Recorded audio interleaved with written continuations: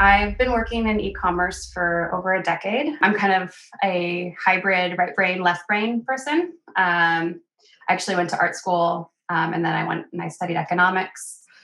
So I've always found myself working on problems that are at this intersection of kind of analytical, technical, and emotional and creative.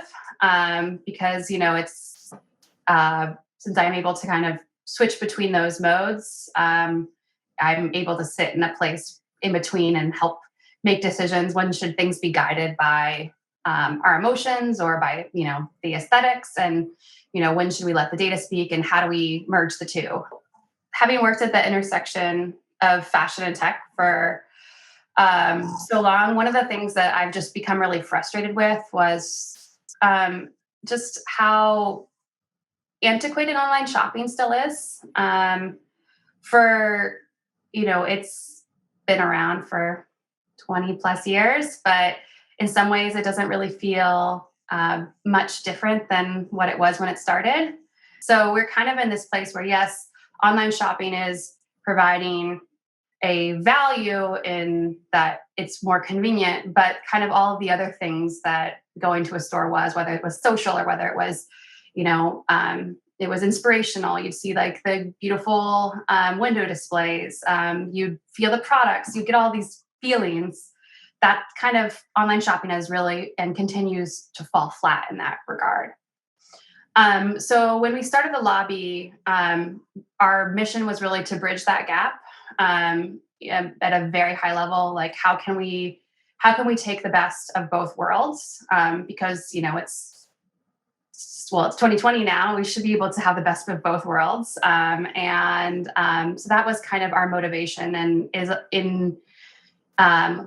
at the end of the day, our guiding light is how do we make kind of the best of the online and the offline experience come together.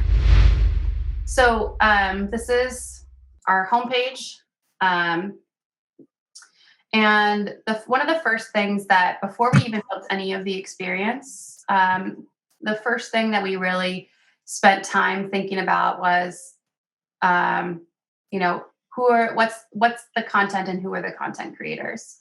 For us, it was really important to build an extended team of these content creator influencers that were as diverse as our customers, and that kind of runs the gamut in terms of style, body shape, background, race. All those things matter when you are like, who do you want to shop with and who do you relate to?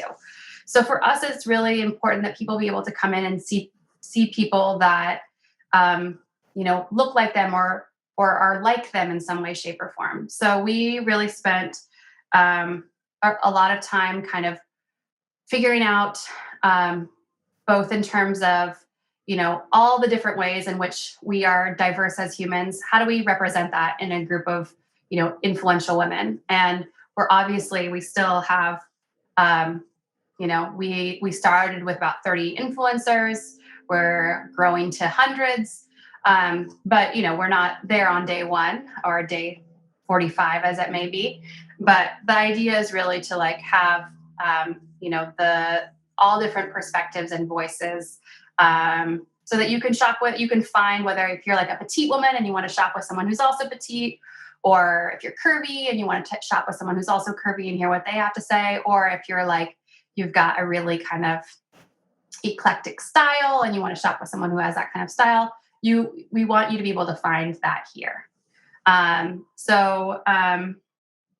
The other thing that was really important in us selecting, kind of who are the influencers that we work with, it's just, are they fun to watch? It's kind of a silly thing to say, but not everybody is natural in front of camera. Not talking in front of a camera is something that there's an element of practice and an element of just like, can your personality shine through? Can so it was really important for us to find, people who, you would enjoy shopping with, that they have that, like, whatever your personality is, you can, we have some people that are a little bit more funny and humorous, some people that are a little bit more serious. But in general, people that are like fun to watch.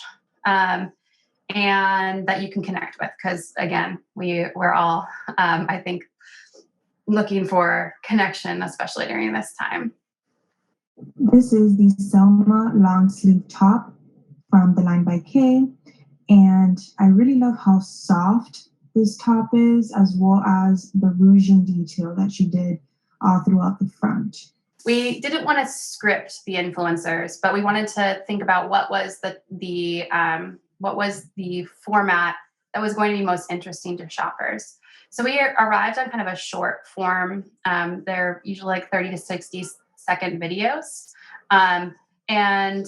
We do give guidance to the influencers in terms of, we tell them to, explain the product, what makes it special, how it moves, fits, how they would style it, just kind of the basics of getting to know a product, like you would if you were going to try it on.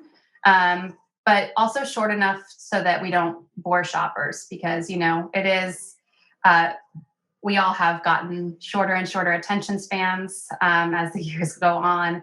And so we really wanted to keep it kind of short, concise, and fun to watch. We're just very trained on that behavior from TikTok or Instagram. So trying to just long enough to get all the important information across, short enough that you're not totally bored.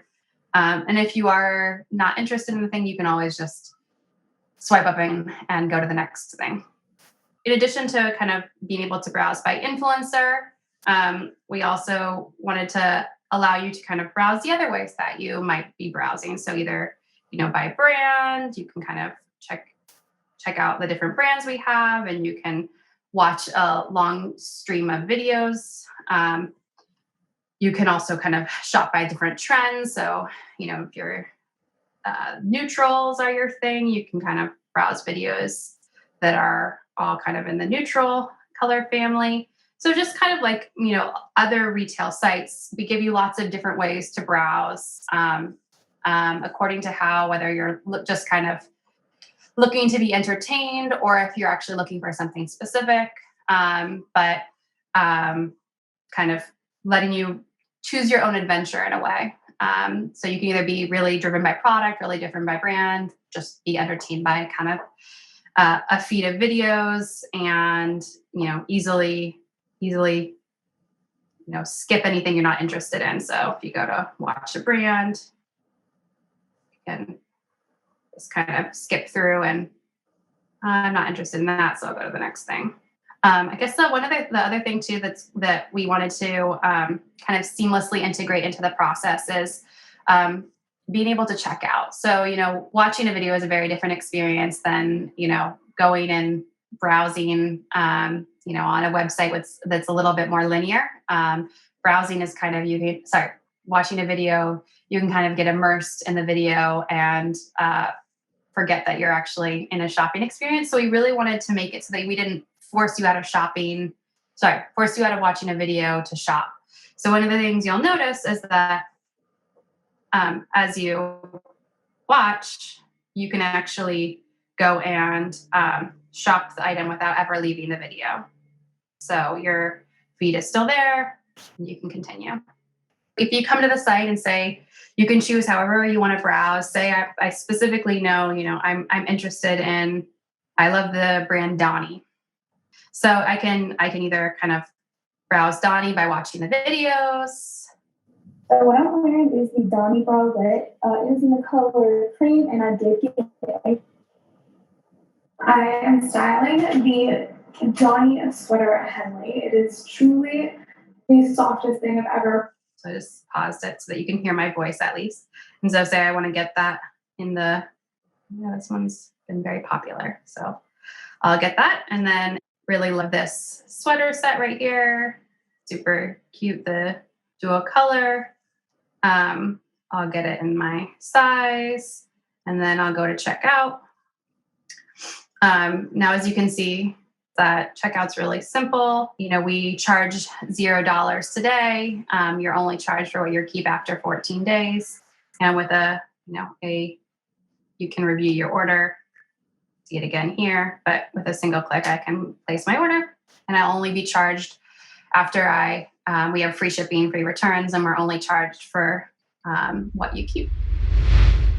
We started with a focus on kind of three things. The first is emerging up and coming cult brands that generally don't have a physical store. They're kind of these like Instagram brands. They're doing something special, unique. They have a unique story. They are doing things different. That's kind of where we focus, is just these brands that are doing different things and we think there's a special story to tell. It also comes across really nicely in videos because people can explain like why this isn't just a cute shirt, but let me tell you about the brand or their practices or whatever it is that makes the brand and their products unique and special beyond just like it's the it's the aesthetics that are obvious. We like focusing on brands that physically you might not be able to easily see. This was even before the pandemic. But just like what are brands that you see in your Instagram feed, but they're not available at the department store. They're an international brand, so getting them is a little bit more difficult than seeing them. I think we really try to focus on that niche of things that are really unique and special, but maybe a little bit harder to get, or that you have a little bit more anxiety trying because they're not known to you. And then the second element was try before you buy. So I'm a big proponent of not charging people to try things on. If you think of the physical world equivalent, it's like going to a store and when you get to the dressing room, they're like, hey, can we have your credit card? So that was kind of our second thing, was how do we make trying easier, bringing the dressing room to you. So we have kind of our brand discovery assortment, then kind of bringing the dressing room to you. And the third thing that we wanted to do was really kind of offer even more convenience. So when we started, we actually offered local delivery in San Francisco. So we did local delivery, courier delivery, and pickup to make it so that we really did bring the dressing room to you.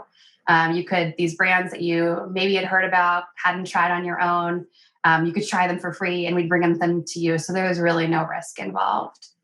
Scaling that business nationally and going city by city was a slow process and we wanted to move faster. So at the end of last year, we made the decision to start shipping nationally. So that ended up being something that we were really happy for, especially when in late February, early March, our world was turned upside down. We were now able to ship nationally. But yeah, so as we made that shift from just being a local business where we help people discover and try without the risk, we wanted to, since we felt like we were taking a little bit away from this, bringing the store to the customer, bridging the gap between online and offline, we wanted to add some more to what we were doing to really deliver on our mission. We decided that video was the obvious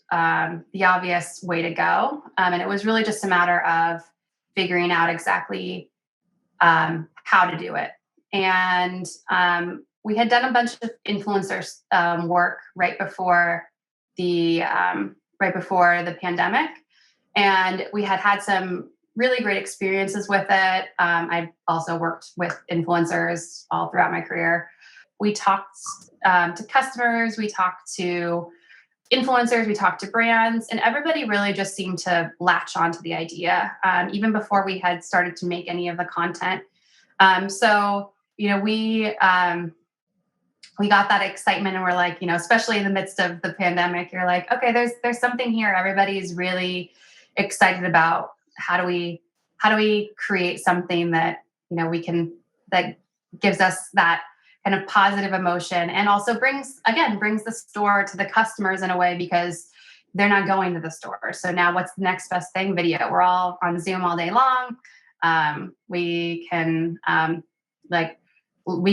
a way bring the next best thing to like actually going to the store, is being able to see it in person, and maybe with somebody that that and follow, have kind of a relationship with.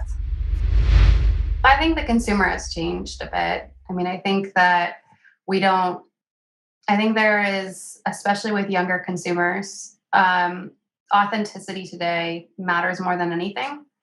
And I think that we still want to be inspired, but we don't want to be like overly sold to in a way that like feels fake. So I think that, we purposely didn't want the production value of things to be super high. We could have done something that was much more had a studio feel, or instructed content creators to do it. But I think for the consumer, they want to believe they want something that's real. And the more that it feels produced, the more it does not feel real. One of the things that has changed over the past year or two that has made even what we're doing possible is just that content creators have become much more comfortable with video as a format. I think it's really easy to make a bad looking video. It's hard to make even, the videos that these content creators make are extremely well done. Like they're not, it's hard to make something look that good. But at the same time, to just know the lighting, be able to like show, like, figure out how to frame something nicely, moving, cutting, and so they can see different details up close. These are relatively high production values. They're just not like studio production value. And I think that's kind of more and more what we're seeing consumers want. They don't want photoshopped things. They don't want highly edited things. They want to see how it really is. And so I don't see us moving away from that. But I think like for me, going into these store windows, it was about the inspiration. It wasn't about everything, or like looking through a magazine. It's not about everything being perfect. It was about getting inspired. And so I think the nature of inspiration has changed. But I think that that the authenticity part is not going anywhere. And I think consumers would rather see something that feels real than something that feels perfect. That's what consumers want. That's what we want. We don't want to see how something looks like on, the perfect body. We want to know how it looks like on a real person. How would they style it? Someone who has a style like me, somebody who has a body like me. What do they think of this item, and how do they wear it? So kind of all of that came together at the same time. And it, we started doing a little bit of testing, because for us, we really first wanted to see what the content would look like, test out content, what's the best format, and then from there kind of go on to creating the actual experience. One of the things that we've thought a lot about as we've been building this is China. For those of us who follow commerce in China, it definitely leads in many ways, but it often doesn't we don't see in America what happens in China ever really be apples to apples. Obviously, the Chinese consumer is so different from the American consumer, but video and live streaming were already very big for commerce in China. And then with the pandemic have become even a much more large segment of commerce. So the question is, how do we kind of usher in a new format? And trying to force just video onto consumers and just being like, this is the new way to shop. I don't think it really works like that. So for us, we really wanted to kind of start in ways that are like what consumers are already doing. So they're already going to these influencers and they're watching what they're trying on.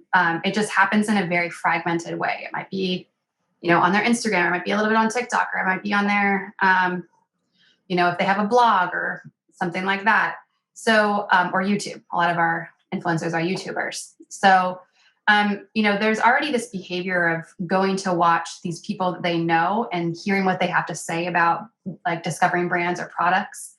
And so we wanted to kind of create a place where you could go and find all of that for, people who are already doing that. The writing has been on the wall for many years that video is going to be the next thing. And like the combination of, I think, the pandemic forcing more of us to shop online and, like the acceleration of digital for all of us, both retailers, like brands, consumers, all of the above. But I think that for us, the way we think about video is like video is inevitable, but how do we kind of usher the consumer there? Because, I don't think a consumer wakes up and just is like, how I want to shop? I want to watch video all day long. That's one of the things that was really important for us to build an experience that didn't just expect you would change your behavior on day one.